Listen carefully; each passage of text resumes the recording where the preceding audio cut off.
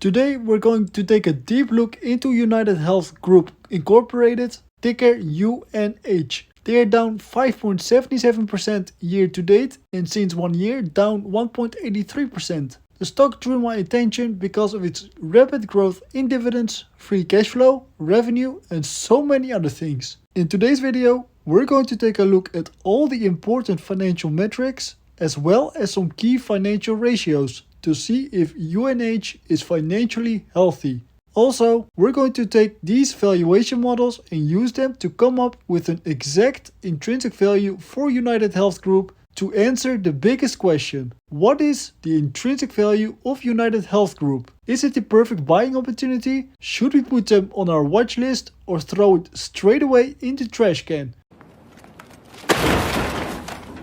I will also give my personal opinion on the stock, so make sure to watch until the end. So let's take a look at some key financials. Straight away, we notice a lot of positive things. What caught my attention is not only the sheer growth in dividends each year, but also the immense growth in free cash flow. Dividends per share grew from $1.41 in 2014 all the way up to $7.29. The dividend has a 10-year CAGR, which stands for compound annual growth rate of 14.54% and a 5-year CAGR of 16.14%. When a company is raising its dividends every year by this much, they also need a very high level of growth in free cash flow, because remember, dividends are paid out of free cash flow, and UNH has done very well in the past, having a free cash flow per share of $6.71 in 2014, and this grew all the way to $27.68 10 years later. This means having a 10-year CAGR of 12.41% and a 5-year CAGR of 14.33%. Seeing this, I would like to know how much of the free cash flow is being used to pay out dividends. We can see that the payout ratio is only 26.34%. This means that there's a lot more cash left over to do other things, like reinvest it back into the business, buy back shares, pay down debt and attempt mergers and acquisitions. We can see that the company does use some of the cash to buy back shares, going from 972 million shares in 2014 down to 928 shares in 2023. We can see both the revenue and earnings per share growing at a rapid pace, supporting the growth in all the financial metrics. UnitedHealth has a starting dividend yield of 1.60%. Not too high, but looking at the yield on cost, would you have bought this stock 10 years ago, your yield would be close to 10%.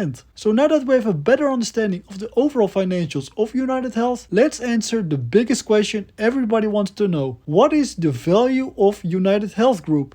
To answer this question, we're going to make use of these valuation models, but before we do that, do me a favor and hit the like and subscribe button. It would mean a lot to me. Like always, we start off with the discounted cash flow model. We're going to use this model in 2 steps. The first step is to calculate the intrinsic value. By plugging in the historical free cash flow and using a growth rate of 10% and a discount rate of 9%, we can calculate the present value of the future free cash flows. By adding the cash and cash equivalents and subtracting the total debt, we get an equity value of the company. By dividing this by the shares outstanding, we come to a price per share of $664.04. Step 2 is to find out if the dividends paid out are actually sustainable. For this, we need to put the dividends and free cash flow per share next to each other. We can see that the free cash flow has outgrown the dividends per share each year by a landslide. We already talked about this a bit, but because of this, the free cash flow payout ratio is very low, only between 20 and 25% over the last decade. Next up is the dividend discount model. This values a company based on its future dividend payments. We plug in the historical dividend payouts, giving us an average growth rate of 15.89%. Using the same discount rate of 9% and a growth rate of 7.75%, which is much lower than the current growth rate, but very sustainable for the long-term future, we can calculate the stock price, giving us a price per share of $648.22. The third valuation model we will use is the multiples valuation model, which assumes that similar companies should be valued the same. Using the price to earnings ratio of these companies and the earnings per share forward-looking of UnitedHealth Group, we come to an intrinsic value of $482.39. I don't just want to evaluate the company using other companies, but also compare it to its own history. So let's take it a step further. I want to know how the price to earnings ratio has been doing over the past decade. Remember, the lower this ratio, the cheaper the company. And we can see the ratio dropping from its all-time high in 2021. The last model I want to use is Graham's valuation model, the mentor of the great oracle of Omaha, Warren Buffett. Graham calculates the stock's value by taking into account the EPS and current market conditions and calculates the upper bound of the price range an investor should pay for a stock. Throughout the years, this model has been revised many times. In order to calculate the intrinsic value, we take the earnings per share forward looking, multiply that by 7 plus the projected growth rate 12, which is based on analysts' expectations and my own research, and we multiply that with 4.4, the average yield on AAA bonds. Dividing this number by the current yield on AAA bonds, 4.83, we come to our intrinsic value of $476.50. After calculating the intrinsic value using numerous valuation models, we come to a stock price of $567. This is much higher than the current market price of $496. I also like to use a margin of safety suggested by Benjamin Graham, and by using a margin of 10%, the acceptable buy price is still above the current price. I find this stock very interesting to help me diversify my portfolio. Also, the dividend growth rate and free cash flow growth rate really attract me to the stock. What do you think of the stock? Would it be a nice position to have in the dividend growth portfolio? So that is it for the video on UnitedHealth Group. If you made it this far into the video, please consider subscribing to the channel. Thank you so much for watching, and I'll see you in the next video.